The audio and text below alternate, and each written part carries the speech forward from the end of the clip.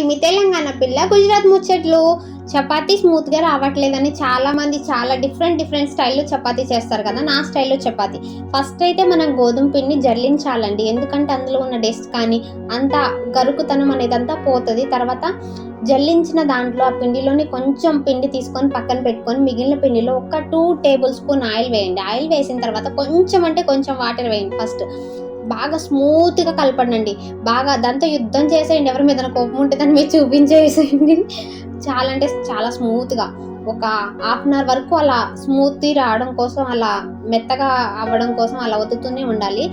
తర్వాత బాగా స్మూత్గా వస్తుందండి. లైట్గా కొంచెం వాటర్ యాడ్ చేయండి. ఈ టైంలో కొంచెం వాటర్ యాడ్ చేసిన తర్వాత ఇంకా బాగా వదులుతూనే ఉండాలి. వత్తిన తర్వాత బాగా స్మూత్గా వస్తుందండి. ఇలా టచ్ చేస్తేనే మనకు అనిపిస్తుంది. దూదిలా అనిపించినప్పుడు ఇంకా ఆపేయండి. ఆపిన తర్వాత మనం మిగిలిన పెట్టిన పిండిని కూడా తీసుకొని అక్కడే పెట్టేసుకొని మనం స్టవ్ ఆన్ చేసేసుకొని అది పెనం పెట్టేసుకోవాలి. దోశల పెనం, చపాతీ పెనం ఉంటాయి కదా, అది పెట్టేసుకొని ఎవరేవి యూజ్ చేస్తారో అది యూజ్ చేయండి. తర్వాత ఇలా ప్రిపేర్ చేయండి. కొంచెం మొత్తం పిండిలో ఇంత తీసుకొని దాన్ని పిండిలో ముంచేసి చపాతీ చేసేయండి. చపాతీ చేసిన తర్వాత పెనం మీద వేసేయండి.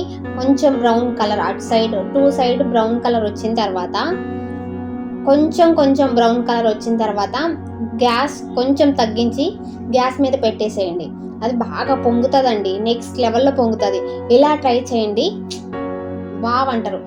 కొంచెం ఇలా కష్టం అనుకున్న వాళ్ళు, ఇంత టైం పిండిని స్మూత్ చేయలేని వాళ్ళు హాట్ వాటర్ మిక్స్ చేయండి. కొంచెం వాటర్ని హీట్ చేయండి. వేడైన తర్వాత ఆ వాటర్ని ఇందులో మిక్స్ చేయడం వల్ల ఇంకా స్మూతీనెస్ వస్తుంది. ఇంత టైం నేను మిక్స్ చేయలేను, పిండిని ఇట్లా వత్తలేను అనుకున్న వాళ్ళు, హ్యాండ్ నొప్పి వస్తుంది అనుకున్న వాళ్ళు నీటిని కాబెట్టిని ఇందులో మిక్స్ చేయండి. అప్పుడు ఇంకా స్మూతీగా వస్తుంది. నేను చపాతీలోకి క్యారెట్ కర్రీ అలానే గోరుచిక్కుడు కర్రీ చేశాను. నెక్స్ట్ టైం ఎలా చేయాలో కూడా వీడియో తీస్తాను. మీకు నచ్చితే మాత్రం ఈ వీడియో లైక్ చేయండి, షేర్ చేయండి, సబ్స్క్రైబ్ చేసుకోండి. నెక్స్ట్ టైం క్యారెట్ కర్రీ ఇవన్నీ చూపిస్తాను. కానీ చపాతీలోకి నాన్ వెజ్ ఉంటే నెక్స్ట్ లెవెల్ ఉంటుందండి. కాకపోతే ఇక్కడ ఎప్పుడు పడితే అప్పుడు నాన్ వెజ్ తినలేం కదా, ఎలా లేదు కదా, అందుకని రోజు వెజ్తో చపాతీతో కష్టమైన సరే ఇంకా అలవాటు అయిపోయింది, ఇష్టంగా తింటున్నాం. కానీ చపాతీ ఇలా ట్రై చేయండి, సూపర్ అంటే సూపర్ అంటారు మీరే.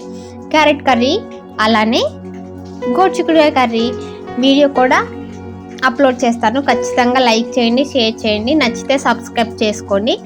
సబ్స్క్రైబ్ చేయడం మాత్రం మర్చిపోకండి.